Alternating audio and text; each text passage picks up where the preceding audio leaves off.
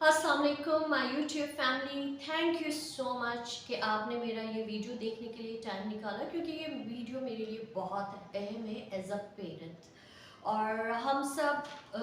के लिए हमारे बच्चे हमारी जन्नत होते हैं, हमारी दुनिया होते हैं, इनफैक्ट हमारी इन्वेस्टमेंट होती है। कि जैसे जैसे हमारा वक्त गुजरता है अपने बच्चों के साथ, जैसे जैसे वो उनकी तालीम को लेकर, उनकी तरबियत को लेकर हम इतने कॉन्शियस होते हैं कि इनफैक्ट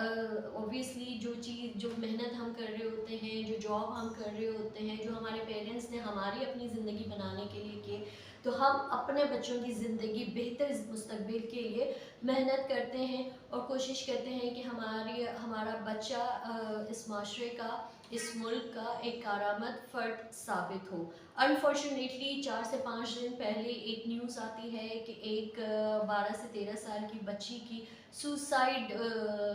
न्यूज़ आती है, और उसके बाद उस बच्ची का जो सुसाइड नोट आता है, वो मतलब दिल को चीरने वाला मोमेंट होता है कि अगर आप वो नोट पढ़ें तो वो बच्ची उसमें अपना सब कुछ कह रही है। अच्छा, अगर आपको थोड़ा सा, अगर आप मेरे वीडियोस में पीछे चले जाएं, 4 महीने पहले, तकरीबन 4 महीने पहले मैंने एक वीडियो किया था स्कीज़ॉइड डिसऑर्डर पर, और उसमें मैंने ये मेंशन भी किया था 7 साइंस ऑफ स्कीज़ॉइड डिसऑर्डर। अच्छा, ये स्कीज़ॉइड डिसऑर्डर कोई वायरस नहीं है, ये स्कीज़ॉइड डिसऑर्डर कोई बीमारी नहीं है। ये आपका अपने घर का माहौल, आपका अपना behaviour as a parent, as a family, as a कोई भी, अगर जॉइंट फैमिली में रहते तो सारे मेंबर्स भी उसमें इंक्लूड होते हैं, ये वजह बनते हैं एक इंसानी जान को स्कीज़ॉइड पेशेंट बनाने में। और ये इनिशियल स्टेज, यानी ये बचपन से ही हमारा बिहेवियर ऐसे बच्चों को स्कीज़ॉइड पेशेंट बनाते जा रहा है, या फिर वो स्कीज़ॉइड डिसऑर्डर का शिकार होते हैं। इस बच्ची के बारे में हम सब जानते हैं, उनके उस बच्ची का जो ये नोट आया है, थोड़ा सा मैं रीड आउट कर लूँ, थोड़ा सा करूँगी। I hate my parents because first I was having headache and my sister was also having headache. My mother cared for her and said her not to go tuition, but didn't care for me and sent me tuition. When I was watching tab, my father scolded me but not scolded to my sister. आगे जाके वो बच्ची कहती है कि अगर मुझे dinner नहीं करना होता तो मुझे स्कोल्ड होता है, यानी डांट पड़ती है, लेकिन अगर मेरी बहन को डिनर नहीं करना होता तो मेरी मम्मा कहती है चलो कोई बात नहीं। अगर वो अपने भाई के साथ खेल रही होती है तो उसके फादर जो है उसको डांटते हैं। तो बेसिकली इस पूरे सुसाइड नोट में वो बच्ची जो उसका घर था, जो उसकी जन्नत थी, जो इसके पेरेंट्स थे, उसके सिबलिंग्स थे, उनके बिहेवियर को डायरेक्ट निशानदही कर रही है कि उस बिहेवियर की वजह से वो बच्ची इतना मेंटल स्ट्रेस में चली गई कि आप सोच सकते हैं कि एक बच्चा सुसाइड कर रहा है। आजकल जैसे जैसे से वक्त गुजरा है ना, टेक्नोलॉजी का दौर है, तो अब जो बच्चे जो होते हैं ना, इनबॉर्न जीनियस हैं, इनबॉर्न इंटेलिजेंट पैदा हो रहे हैं, उन बच्चों के सेंसर्स जो है ना माइंड ब्लोइंग होते हैं। और हम सब कहते हैं ना कि अरे हम तो जैसे स्कूल गोइंग जो बच्चे होते हैं, और जब हम उनसे बात करते हैं हम कहते हैं भाई हम तो इतने तेज़ नहीं थे, हम तो इतने कॉन्फिडेंट नहीं थे, लेकिन आप यकीन जाने आज का बच्चा मेंटली, अगर इंटेलिजेंस लेवल देखिए तो आपने खुद देखा होगा, पॉइंट में उनके जो है ना मेरिट पर उनका रह जाता है, कहीं पर भी एडमिशन्स हो गया, कुछ हो गया। दूसरा, उन पर इतना मेंटली स्ट्रेस होता है कंपटीशन को लेकर, आगे बढ़ने को लेकर, ग्रेड्स को लेकर, और उस ग्रेड्स में आगे पीछे, चाहे वो क्लास फेलोज हो, चाहे वो घर में सिबलिंग्स हो, बहन भाई हो, बड़ा मसला हो गया है। अच्छा, ये मेरा आज का ये टॉपिक है कि स्कीज़ॉइड डिसऑर्डर, और आजकल ये बच्चे, और जिस तरह से हमने देखे हैं बहुत सारे ऐसे वाक़यात आए हैं, बाज़ दफ़ा माँ बाप का बिहेवियर बच्चे को सुसाइड अटेम्प्ट करवा देता है। आज से मुझे अच्छी तरह याद है, 2-3 साल पहले एक बच्चे का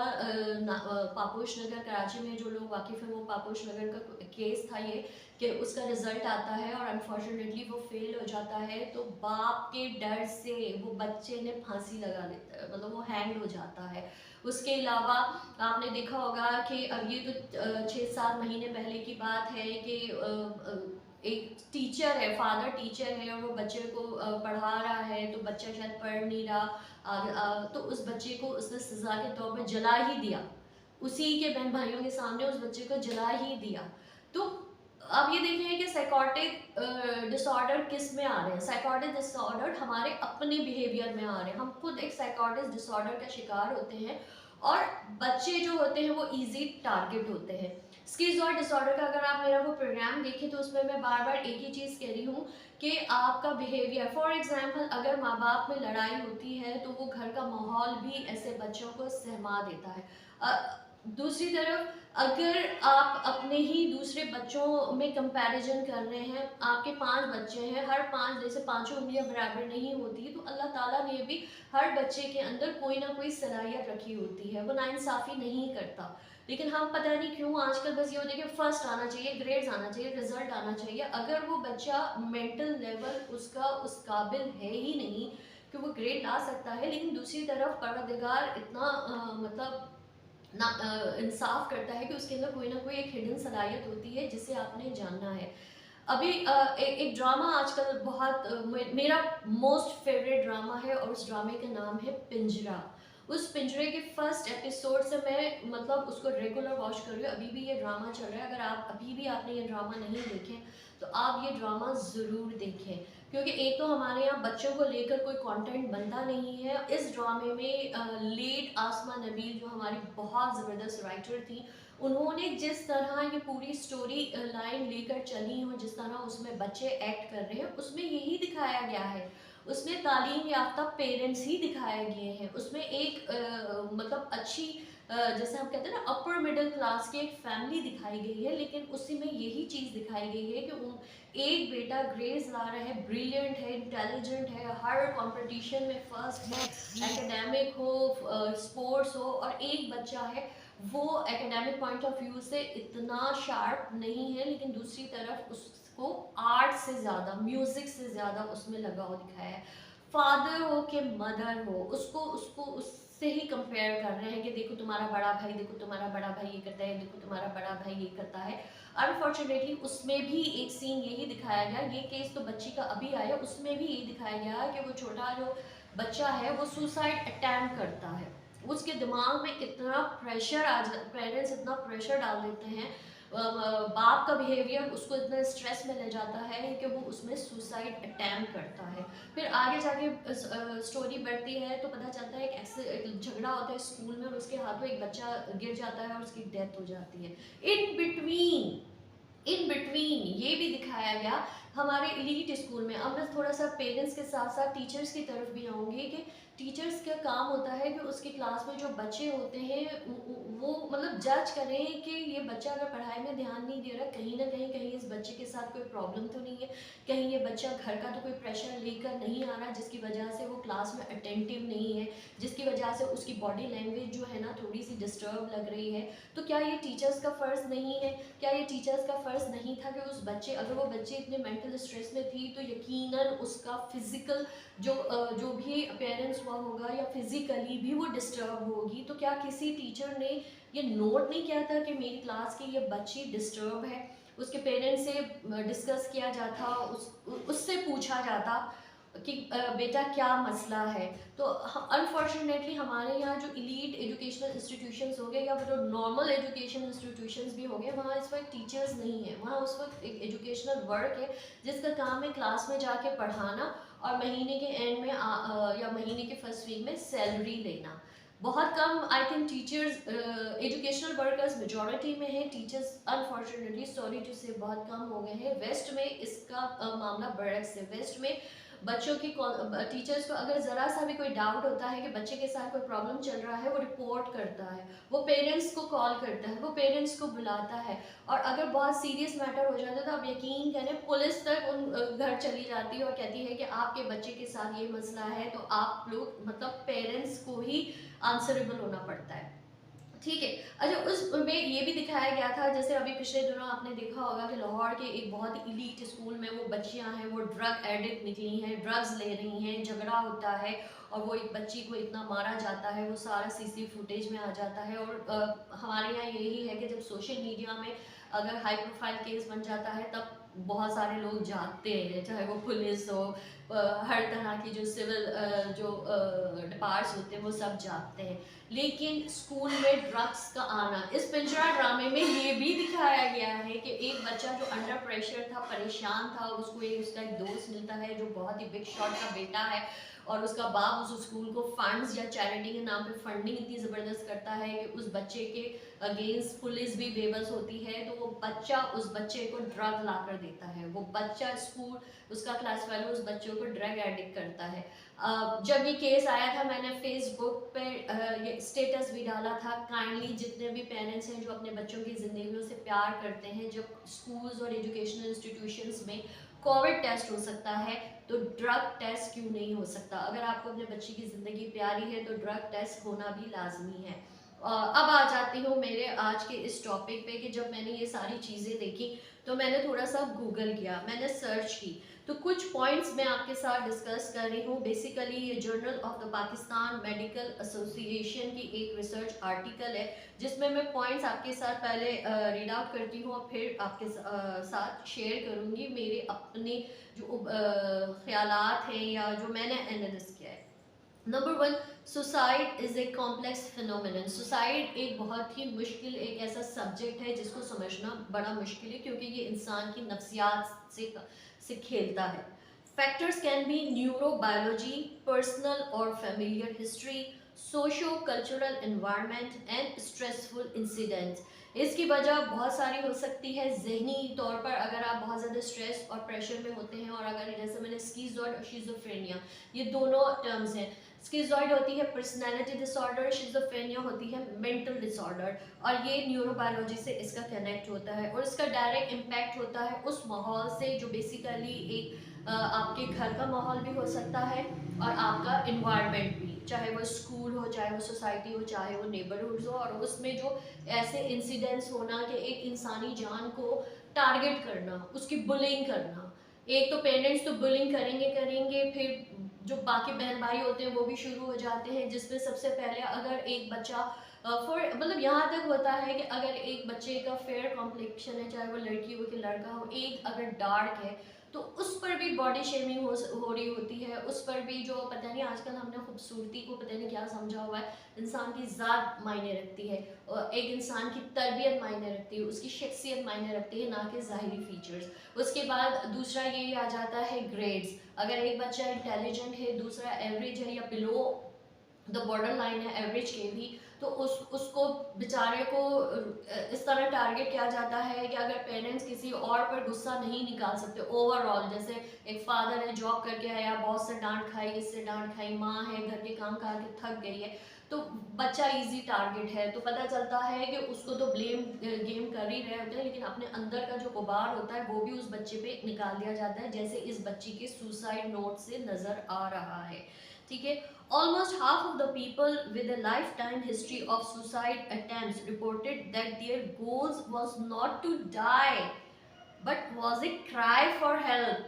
ये वो लोग होते हैं जिन्हें हेल्प चाहिए होती है, जिसे एक इंसान की मोहब्बत, उसका साथ चाहिए होता है, एक ऐसा इंसान चाहिए होता है जिससे वो अपने अंदर का जो गम है या उसके अंदर जो चल रहा है, जो तकलीफ़ उसे दे रही है, जो उसकी नसों को, उसकी नर्व्स को जो तकलीफ़ दे रही है, वो उसको डिस्कस कर सके। लेकिन सब किसी के पास टाइम नहीं होता भाई, यहाँ तो किसी के पास टाइम नहीं होता। तो आप खुद सोचें कि ये तो बड़ों की बात है, मैं इस बच्चे की बात कर रही हूँ। अच्छा, यहाँ पर एक और चीज़ मेंशन कर दूँ, इस बच्चे की एज है 12 से 13 साल। 12 से 13 साल बेसिकली बलूगत वाली एज होती है, प्यूबर्टी की एज होती है, चाहे वो लड़का हो चाहे वो लड़की हो। उससे पहले बचपना चल रहा होता है, उससे पहले एक बच्चा जिसको हम ना समझ कहते हैं, जिसको एक हेल्प चाहिए होती है बड़ों की, वो वाला मामला होता है। 12-13 साल वो इंसान के अपने उस बच्चे और बच्ची के अपने हार्मोनल चेंजेस हो रहे होते हैं,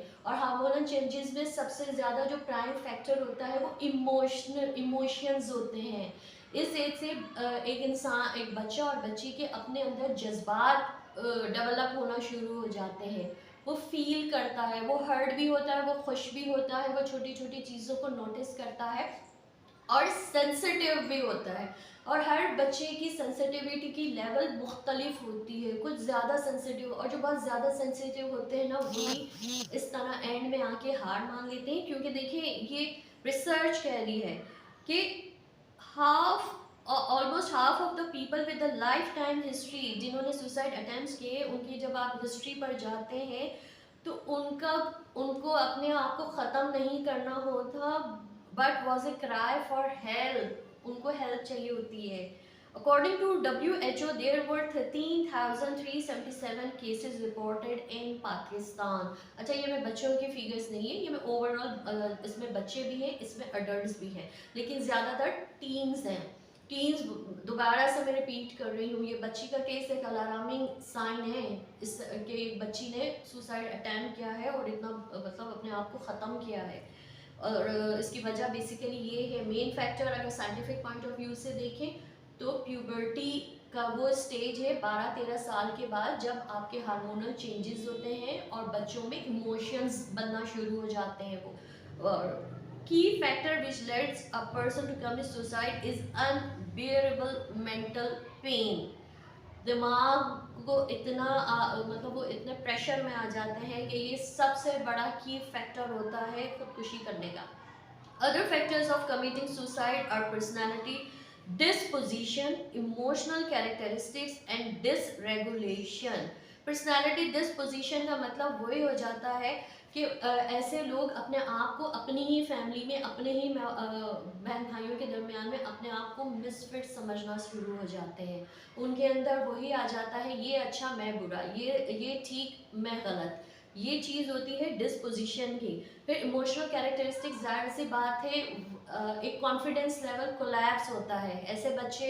चाहे या लड़का या लड़की, मतलब टीन्स में भी ये लोग इनकी पर्सनालिटी बहुत बुरी तरह से डैमेज होती है। ये लोग बात कम करते हैं, चुप रहना पसंद करते हैं। अगर फैमिली में कोई इवेंट होता है या स्कूल में भी अगर फंक्शंस होते हैं तो ये बच्चा कॉर्नर हो जाता है, क्योंकि उसके अंदर हिम्मत ही नहीं होती है, लेकिन अंदर ही अंदर वो अपने आप से लड़ रहा होता है कि मैं क्यों नहीं कर सकता। Depression is the best predator by extreme anxiety, the post traumatic stress and poor impulse control. जब ये बहुत सारी चीज़ें होंगी तो आप ये देखें कि एक तो प्यूबर्टी वाला मामला, दूसरा उसमें जब ये सारी चीज़ें, जब आपका जाहिर से ताल्लुक है आपका न्यूरो, आपके नर्व्स के साथ, पूरी बॉडी के हार्मोन्स का ताल्लुक होता है। जैसे जैसे हम सोचते रहते हैं ना, वैसे वैसे हमारे हार्मोन्स उसी तरह एक्टिवेट या डीएक्टिवेट होना शुरू हो जाते हैं। इसमें सबसे मेन चीज़ ये होती है कि ऐसे बच्चों को बच्चों को या अफराद को नींद नहीं होती, वो रात को नहीं सो पाते हैं, वो हर वक्त एक स्ट्रेस में रहते हैं और इतना सोचते हैं, इतनी ओवर थिंकिंग कर जाते हैं कि वो एंजाइटी, उनके नर्व्स में पेन होना शुरू हो जाता है। जाहिर सी बात है, जब बहुत सारे ऐसे मामला होंगे फ्रॉम टॉप टू बॉटम, तो वो अटेंटिव कैसे रहेंगे, चाहे वो क्लास हो या यूनिवर्सिटी लेवल के हो या कॉलेज लेवल के हो। Other important risk factors for suicides could be poor childhood experience, just like this case, like family violence, family bullying, physical abuse, sexual abuse, sleep disorders, chronic pain. ये अभी मैंने आपके साथ डिस्कस किया. One study identified bullying among siblings as being associated with bullying in schools. जब आपके बहन भाई ही आपको बुली कर रहे हो, तो जब आप स्कूल जाएंगे तो बाकी बच्चों का क्या है, वो भी शुरू हो जाएंगे। तो हमें नहीं पता कि अब मैं इस बच्ची ये हमारे लिए एक सबक है। इस बच्ची ने मतलब अपनी ज़िंदगी ख़त्म की, एक 12-13 साल की बच्ची। इसके बहुत सारे फैक्टर्स हैं इसमें, वो ये सुसाइड नोट सिर्फ काफ़ी नहीं है इसमें, है ना। उस स्कूल में जाकर, जैसे इस बच्ची ने कहा कि मुझे ट्यूशन, मेरी तबीयत ख़राब होती थी तो मुझे ट्यूशन भेजा जाता था, उस ट्यूटर से पूछा जाए, उस बच्ची की साथ क्या उस बच्ची ने कभी अपने ट्यूटर को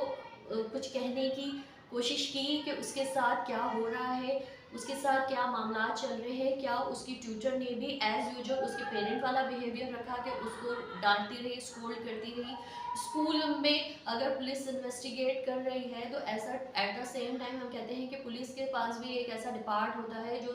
साइकेट्रिस्ट होते हैं, उसमें उन्हें जाना चाहिए। मतलब इस केस को इतना आने वाले बच्चों की ज़िंदगी बचाने के लिए, जो इस बच्ची के जैसे हालात से गुजर रहे हैं, इस केस को इतना मतलब ये नहीं होना चाहिए कि अभी सोशल मीडिया पर आ रहा है, हम सब देख रहे हैं, ठीक है, नहीं, हमें इसी केस से आने वाले बच्चों की ज़िंदगियों को बचाना है। उस स्कूल को